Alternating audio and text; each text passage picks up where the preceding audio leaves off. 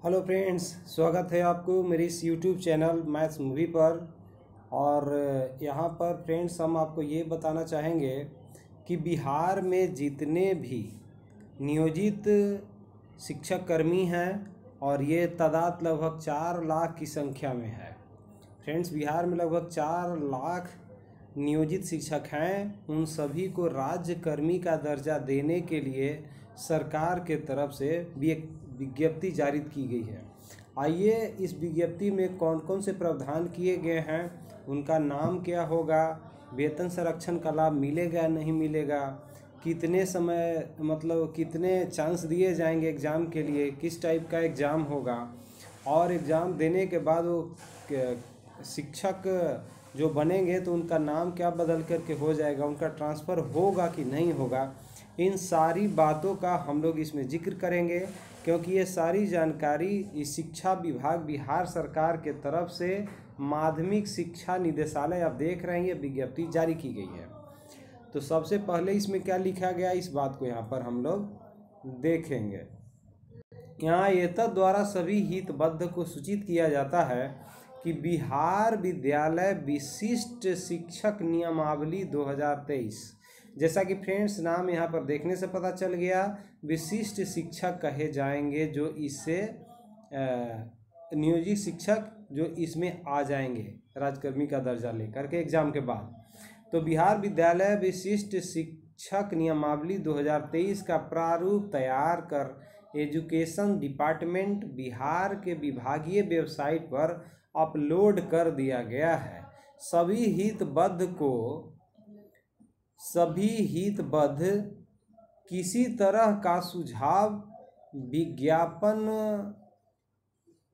प्रकाशन तिथि के 1 सप्ताह के अंदर निदेशक माध्यमिक शिक्षा के ईमेल आईडी, जैसा कि ये प्रदर्शित है आप देख रहे हैं, पर भेज सकते हैं। यह 11 अक्टूबर 2023 का विज्ञप्ति है, देख रहे हैं, निदेशक माध्यमिक शिक्षा। अब चलिए इसमें देखते हैं क्या क्या प्रावधान किया गया है, यह कितना हद तक नियोजित शिक्षकों के हित में है, ये तो भविष्य ही बताएगा, लेकिन फिलहाल हम लोग इस पर चर्चा कर लेते हैं। चलिए यहाँ पर देख लीजिए फ्रेंड्स, ज्ञापांक संख्या 11 नियमावली 1-2-2023 अवली में करके दिया है, और यहाँ पर ये लिखा हुआ है कि बिहार विद्यालय विशिष्ट शिक्षक नियमावली 2023। इसमें क्या लिखा है, भारत के संविधान के अनुच्छेद 309 परंतु के अधीन प्रदत्त शक्तियों का प्रयोग करते हुए बिहार राज्यपाल और स्थानीय निकायों द्वारा नियुक्त शिक्षकों उन्हें बिहार राज्य विद्यालय शिक्षक नियुक्ति, स्थानांतरण, अनुशासनात्मक कार्रवाई और सेवा शर्त नियमावली 2023 के तहत नियुक्त किए गए विद्यालय शिक्षकों के बराबर लाने हेतु निम्नलिखित नियमावली बनाई गई है। तो स्पष्ट है फ्रेंड्स कि जो विद्यालय अध्यापक होंगे उनके समकक्ष लाने के लिए यह नियमावली बनाई गई है। चलिए आगे देखते हैं, इनका नाम कैसे होगा। तो बिहार विद्यालय विशिष्ट शिक्षक नियमावली 2023 कही जाएगी। ये जो इसके तहत बहाल होंगे वो किसके तहत क्या कहलाएंगे, बिहार विद्यालय विशिष्ट शिक्षक नियमावली 2023 कही जाएगी, और इसका विस्तार संपूर्ण बिहार राज्य में होगा। यह अधिसूचना निर्गत होने की तिथि से प्रवृत्त हो जाएगी। देखिए काम की बात देखते हैं, परिभाषा इशारे को परिभाषित किया गया है कि सरकार से हमारा अभिप्राय क्या होगा, प्रशासनिक विभाग कौन होगा, अनुशासनिक, अपीलीय प्राधिकार, विशिष्ट शिक्षक। चलिए इसको जरा देख लेते हैं हम लोग, विशिष्ट शिक्षक में क्या लिखा गया है, क्योंकि यही पद पर अब नाम बदलने वाला है। विशिष्ट शिक्षक से विपरीत है ऐसे सभी शिक्षक जिन्हें स्थानीय निकायों द्वारा नियोजित किया गया है और जो स्थानीय निकाय शिक्षक नियमावली 2020 के अंतर्गत आते हैं। इसमें पुस्तकालय अध्यक्ष और शारीरिक शिक्षक भी शामिल हैं। तो फ्रेंड्स इसके साथ साथ पुस्तकालय और फिजिकल टीचर दोनों शामिल होंगे। चलिए इसमें कुछ खास बातें हैं, वैसे तो ये पूरे 12 पेज का विज्ञप्ति है, लेकिन जो जो मेन चीज़ होगा उस पर हम लोग जिक्र कर लेंगे, ठीक है। अब यहाँ पर जो मेन बात है फ्रेंड्स, आगे चलिए यहाँ पर आ जाते हैं हम लोग सीधे, और ये है, हम लोग जानते हैं अलग संवर्ग का गठन होगा, ये भी बातें इंपॉर्टेंट ही देख लेंगे। और जो ज़रूरत होता है स्क्रीनशॉट लेकर के आप देख सकते हैं, वैसे इजीली अवेलेबल भी हर जगह पर है ये। सक्षमता परीक्षा की बात करते हैं। विभाग अपने चयनित एजेंसियों के माध्यम से इन सभी विशिष्ट शिक्षकों के लिए सक्षमता परीक्षा आयोजित करेगी। इससे स्पष्ट ये पता चल रहा है कि चयनित एजेंसी मतलब ये भी क्लियर नहीं है कि कौन परीक्षा लेगा, बीपीएससी लेगा, बिहार बोर्ड लेगा या और कोई लेगा। तो चयनित एजेंसी के माध्यम से विशिष्ट शिक्षकों के लिए सक्षमता परीक्षा आयोजित करेगा। सक्षमता परीक्षा इस नियमावली के प्रवृत्त होने की तिथि से 1 वर्ष के भीतर आयोजित की जाएगी। यह जो फ्रेंड जैसे ही ये चयनित एजेंसी काम करना शुरू करेगा तो ये जब लागू हो जाएगा, 1 सप्ताह के लिए मांगा गया है, इस पर आपसे सुझाव क्या दे सकते हैं। तो इसके ठीक 1 वर्ष के अंदर यह परीक्षा आयोजित कर ली जाएगी। प्रत्येक शिक्षक को सक्षमता परीक्षा उत्तीर्ण करने हेतु 3 अवसर प्रदान किए जाएंगे। ये क्लियर कर दिया गया है कि ये जो सक्षमता अवसर होगा आपको परीक्षा उत्तीर्ण करने के लिए, वह 3 चांस मिलेगा। वैसे शिक्षक जो तीसरे प्रयास अवसर में भी सक्षमता परीक्षा उत्तीर्ण करने में विफल रहेंगे, उन्हें सेवा से हटा दिया जाएगा। VVI न्यूज यह भी है। समझ गए फ्रेंड्स? ये कहने का मतलब है कि जो सक्षमता परीक्षा होगी, इसको उत्तीर्ण करना 3 चांस में मैक्सिमम हर हाल में आपके लिए इम्पोर्टेंट होगा। अगर आप तीनों चांस खो देते हैं और पास नहीं कर पाते हैं तो निश्चित रूप से आपको नौकरी से हटा दिया जाएगा, आप जाके घर बैठ जाएंगे। चलिए, ये बड़ी बात थी इसमें जानने के लिए। अच्छा, यहाँ पर एक और देख लीजिए। इस नियमावली के तहत सीधी भर्ती। इस नियमावली के तहत अनुकंपा के आधार पर नियुक्ति के अलावा कोई सीधी नियुक्ति नहीं होगी। यह भी जानने वाली बात थी। आरक्षण जैसे था वैसे तो रहेगा ही। थोड़ा सा यहाँ पर देख लेते हैं हम लोग वरीयता के संबंध में इसमें क्या जिक्र है। तो फ्रेंड्स, यहाँ पर जिला स्तर पर कहता है कि विशिष्ट शिक्षकों की एक वरीयता सूची संधारित की जाएगी। शिक्षकों की प्रत्येक श्रेणी जैसे प्राथमिक, मध्य माध्यमिक, उच्च माध्यमिक के लिए विषयवार एक अलग वरीयता सूची तैयार की जाएगी। अर्थात जिला में प्राइमरी, मिडिल, हाई और हायर सेकेंडरी के लिए एक वरीयता सूची विषयवार तैयार किया जाएगा। विशिष्ट शिक्षकों की वरीयता निम्नलिखित मानदंडों के अनुसार तैयार की जाएगी। अब देखिए कैसे उनको विशिष्ट माना जाएगा। तो स्थानीय निकाय शिक्षक के रूप में प्रशिक्षित वेतनमान, अर्थात कहने का मतलब आप प्रशिक्षण जब ले चुके हैं और तब से जब वेतनमान आपका शुरू हुआ है तो उसके हिसाब से सीनियरिटी माना जाएगा। शिक्षक जहाँ पर 2 शिक्षक उपयुक्त मानदंड के हों, एक ही तरह के हों, तो उनको जो होगा एक तिथि साझा करते हैं। अगर एक ही तिथि में दोनों प्रशिक्षित वेतनमान में आते हैं तो उनके लिए होगा कि जिनका जन्म तिथि पहले होगा उनको वरीय माना जाएगा। या फिर अगर जहाँ पर 2 शिक्षक उपयुक्त मानदंड के अनुसार हैं और एक तिथि भी साझा करते हैं, मतलब डेट ऑफ बर्थ भी जब सेम है, तो फ्रेंड्स वर्णमाला के क्रम के अक्षर के नाम के अनुसार उनको वरीय माना जाएगा। अब थोड़ा सा यहाँ पर एक चीज़ और देख लीजिए, ये इम्पॉर्टेंट चीज़ है, ये है वेतन से संबंधित, जिस पर सभी को नज़र रहेगी। तो ये भी थोड़ा सा देख लीजिए। वेतन क्या होगा? तो विशिष्ट शिक्षक स्थानीय निकाय नियमावली 2020 के तहत उन्हें प्रदान किए गए पूर्ण वेतन का सुरक्षा अर्थात पे प्रोटेक्शन प्राप्त करेंगे।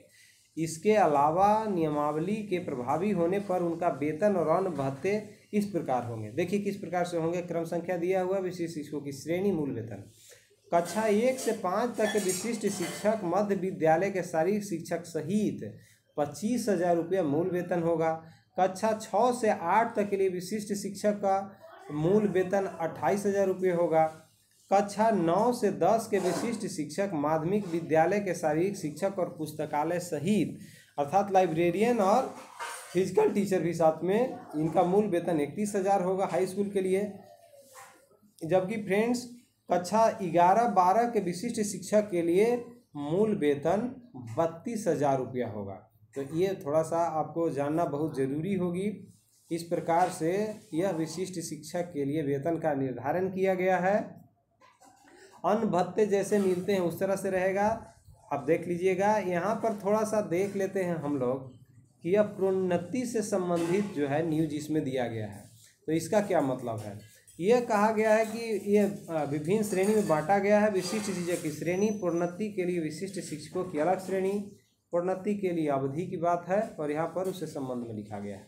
1 नंबर देखते हैं हम लोग, कक्षा 1 से 5 तक के लिए विशिष्ट शिक्षक, इनको कहाँ तक प्रोन्नति मिल सकता है? तो कक्षा 6 से 8 तक के लिए विशिष्ट शिक्षक के रूप में प्रोन्नत किए जा सकते हैं।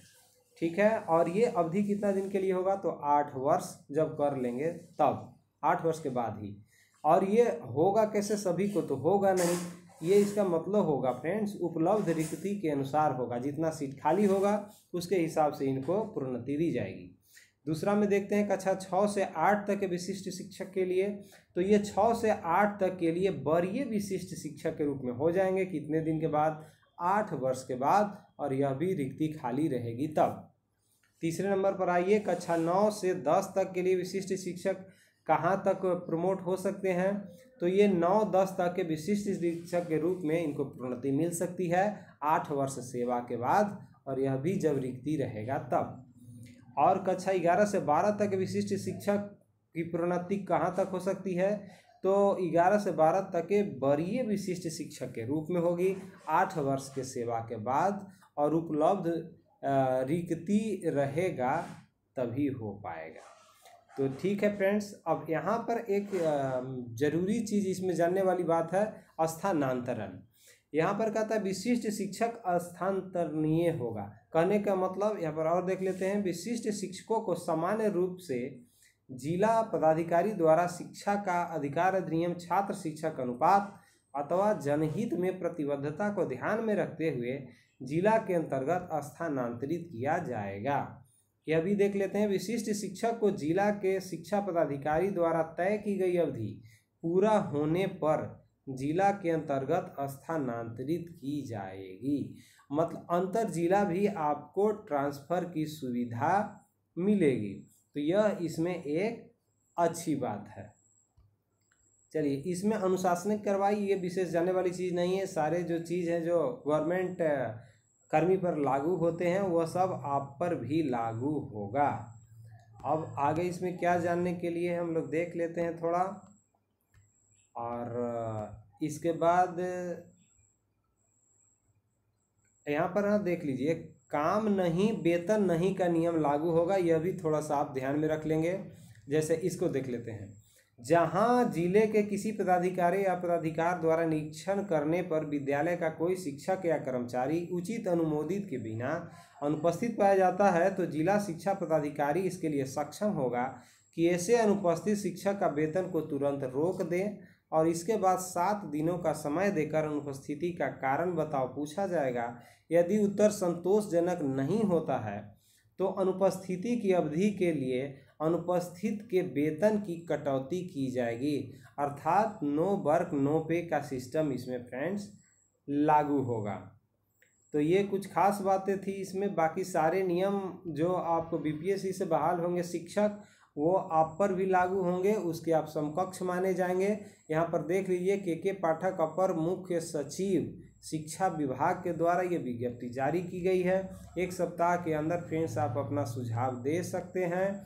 और लास्ट में यहाँ पर देखिए फिटमेंट मैट्रिक्स तालिका दी गई है, इसको आप स्क्रीनशॉट लेकर के आराम से देख सकते हैं कि प्रविष्टि भुगतान है 1 से 5 तक के लिए, 6 से 8, 6 से 8, 9 से 10, 10 से 11 से 12 और 11 से 12 के लिए वरीय शिक्षक के लिए और जनरल के लिए ये सारी बातें पेमेंट से संबंधित दी गई है। तो इसको एक बार आप नज़र इस पर डाल लेंगे। कहने का मतलब है फ्रेंड्स कि जो बीपीएससी के तहत बहाल हो रहे हैं शिक्षक, तो ये कहा जा रहा है कि उनको राज्यकर्मी का दर्जा मिल जाएगा पास होने के बाद। तो बात रही बाकी से शिक्षकों की, जो हमारे नियोजित शिक्षक भाई हैं, तो उनके लिए भी सरकार ने ये रूल लाई है, यह विज्ञप्ति जारी की है कि वह भी राज्यकर्मी का दर्जा प्राप्त कर सकते हैं। जो बीपीएससी से शिक्षक बहाल होंगे उनको जितना पेमेंट मिलेगा उतना पेमेंट आपको भी मिलेगा। बस शर्त यही होगा कि आपसे एक विभागीय परीक्षा ले जाएगी, उसमें आपको पास करना जरूरी होगा। उसके लिए भी आपको 3 चांस दिया जाएगा। पहला 1 साल के अंदर में ही आ जाएगा, और हर हाल में आपको ये पास करने के बाद ही राज्यकर्मी का दर्जा मिलेगा। फ्रेंड्स, अब किसी तरह अगर आप तीनों चांस में फेल हो जाते हैं तो आपको नौकरी से बाहर का रास्ता दिखा दिया जाएगा। तो एक तरह से शिक्षकों में खुशखबरी है। और दूसरी बात, इसमें और भी कुछ टेक्निकल बातें हैं जिसको समाधान करना बाकी है। विभाग जरूर इस पर गंभीरता से विचार कर रही होगी, आप भी सब्र रखिए और अच्छा होगा जैसा सरकार सोच रही है। इलेक्शन का मौसम है तो ज़्यादा से ज़्यादा शिक्षक के पक्ष में ही कुछ नियम बनेंगे, ऐसी हमारी संभावना है। हम भी आशा करते हैं, आपको भी करना चाहिए। फ्रेंड्स, कैसा लगा ये न्यूज़, इसको आप वीडियो को लाइक कर देंगे, कमेंट कर देंगे, शेयर भी कर देंगे। और फ्रेंड्स, मुख्य रूप से आप सब्सक्राइब कर लेंगे, क्योंकि इस तरह के जो कुछ भी न्यूज़ आएगा तो मैं आप तक पहुंचाते रहूँगी, मैं यहाँ पर आपके पास पहुंचाते रहेंगे। माफ़ कीजिएगा, इस वीडियो में इतना ही। बहुत बहुत धन्यवाद। Thank you very much.